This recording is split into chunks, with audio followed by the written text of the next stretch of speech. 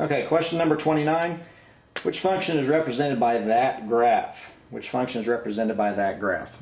First thing that I notice is I see what appears to be an asymptote up there at 3. Okay, see about up here? I see an asymptote up there at 3. That means there should be a plus 3 at the end of our answer. And it appears that there's going to be, because they all have a plus 3 on it, so that really doesn't help out.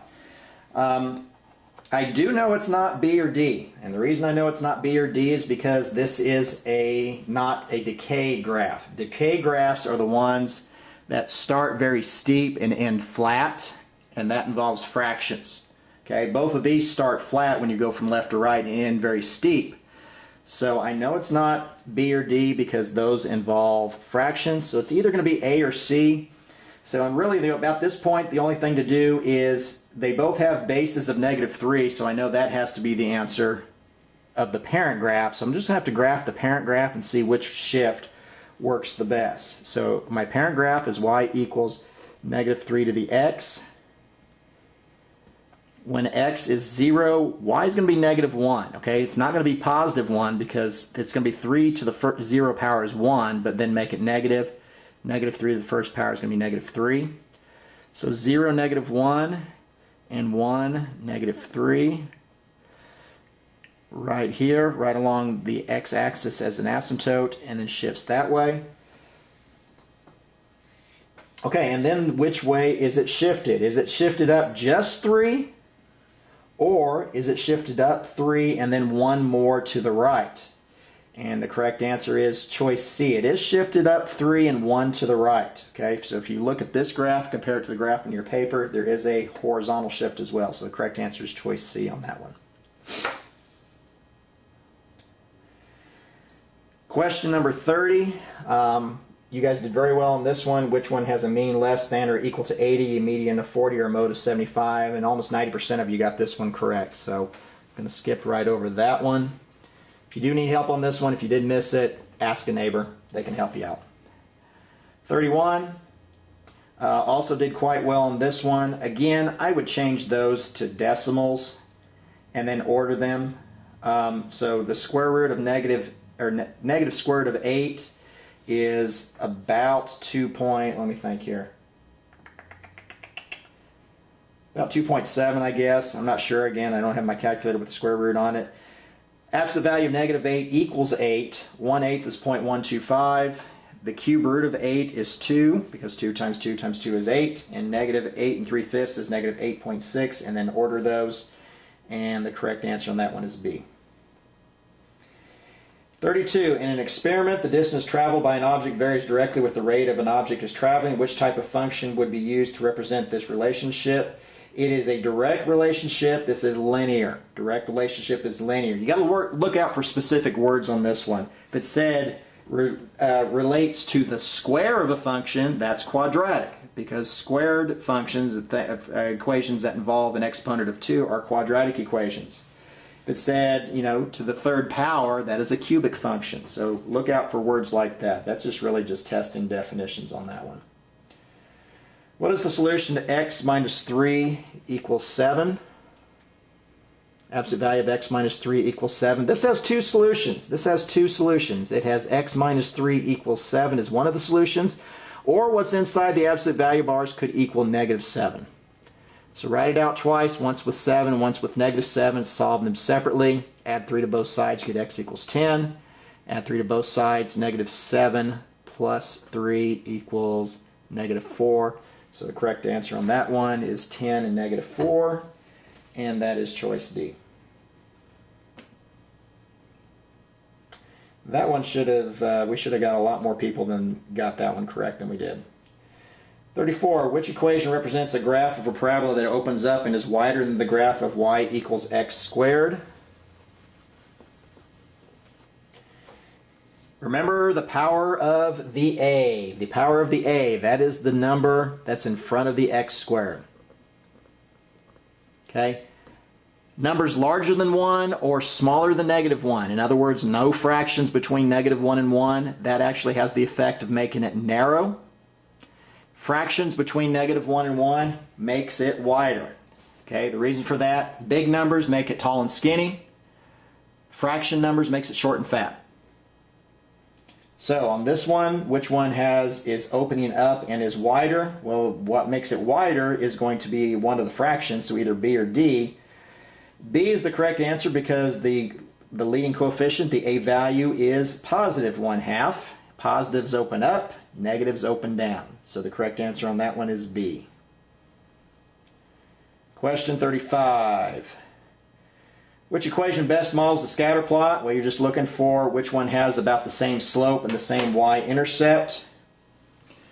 Definitely would not say choice D on this particular one. Would not say choice D because it appears to me the y-intercept is very close to 2 on that one. So then it's just a matter which one has the same slope. And it's going to be choice C. The slope of this one appears to be, it looks like it's dropping 1 for a run of 2 each time. It's definitely not dropping 2 squares for a run of 1, and it's not dropping 1 for 1 either. So the correct answer on that one is choice C, and that was question 35, choice C. Question 36. Which value of x is the solution to that? Now go on, we just did this one recently as well. As a matter of fact, this was, I think, on your last test. I'm going to rewrite 100 as 10 to the second power with the exponent that was already up there. And you can rewrite 1,000 as 10 to the third power with the same exponent. And since I have the same bases, that means the exponents have to be the same. So then you're just simply solving 2 times x plus 6 equals 3 times 2x plus 3. Just looking at the exponents, since the bases are the same, the exponents must also be the same. So you just have to set those equal to each other. 2x distribute equals 12. Once you do that, it becomes basic algebra 1. 6x to this side would be negative 4x. Subtract 12 from both sides. That's going to be 9 minus 12 is negative 3 divided by negative 4. X equals 3/4. And that is choice B. Question 37, which is the recursive rule? You guys did quite well on this one. Remember, this is basically, it says a sub 1 is the first term. Well, they all have a first term of 3. And then what's the pattern? Well, you're adding 4 to the previous term. So which one of those shows you adding 4 to the previous term? Well, that's the last one, choice D. That's the one that says the previous term plus 4. Choice D.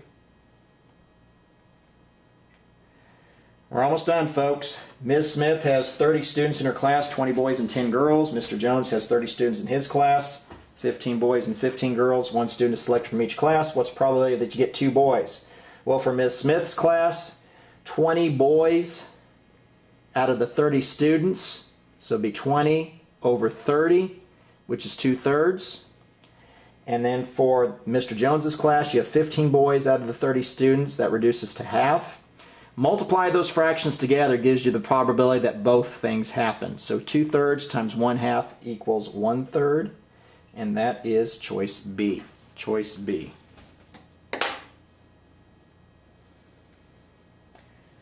Thirty-nine.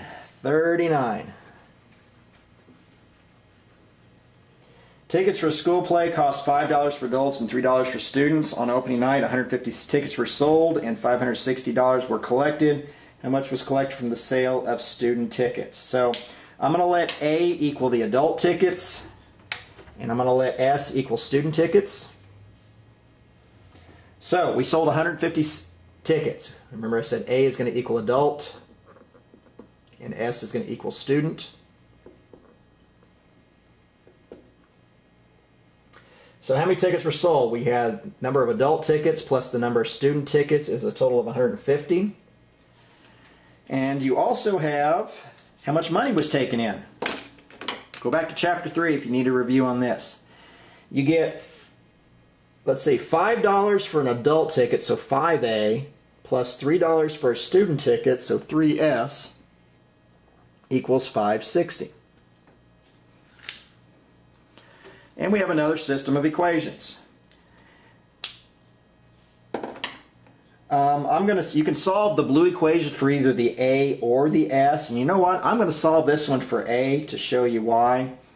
If I solve it for A and subtract S, that's an S, not a 5, from both sides, I get A equals 150 minus S. And then I plug that back into the green equation. This is one of the first types of questions we did on the EOC. So 5A, but replace the A with 150 minus S. That's an S. Plus 3S equals 560. Distribute 750 minus 5S plus 3S equals 560. So 750 minus 2S equals 560. Subtract 750 from both sides and divide by negative 2. So negative 2S equals negative 190.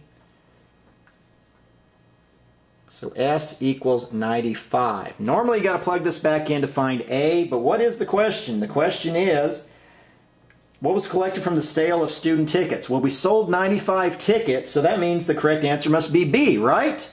Wrong. The correct answer is not B because 95 represents the number of tickets sold. Number of tickets sold. Each ticket costs $3 for students, so take 95 times 3, and it's $285 was collected from student sales of tickets, and that was choice D. Choice D.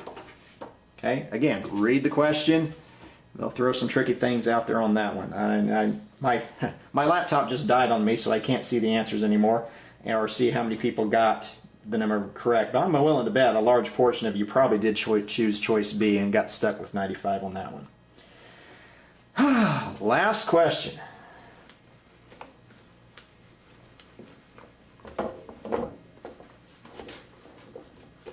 How do you find perimeter?